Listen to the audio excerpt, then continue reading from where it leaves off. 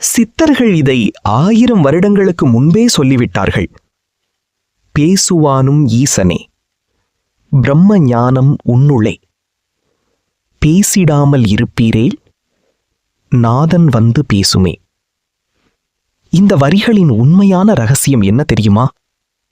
நான் சொல்லுகிறேன் கேள். நீ உன் சுவாசத்தை சந்திரக்கலையில் நடத்தி அதை இரு புருவத்துக்கும் இடையில் இருக்கும் சுழுமுனையில் நிலைநிறுத்தும் போது மெல்ல மனத்தின் ஓட்டம் நின்றுவிடும், எண்ணங்கள் கரைந்து போகும்.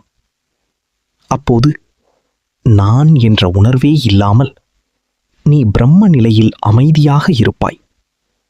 அந்த நிலையில் மௌனமே ஞானமாக மாறும். அப்போது வெளியில் உள்ள சத்தம் கேட்காது, ஆனால் உள்ளே ஒரு தெய்வீக ஓசை எழ ஆரம்பிக்கும். சித்தர்கள் அதைத்தான் நாதம் என்று சொன்னார்கள். அந்த நாதமே இறைவன், அந்த ஓசையே ஈசனின் மொழி. அதனால்தான் சித்தர்கள் சொன்னார்கள், நாதன் வந்து பேசுமே.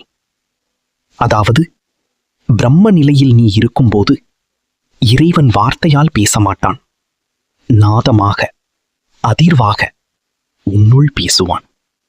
ஓம் நம சிவாய.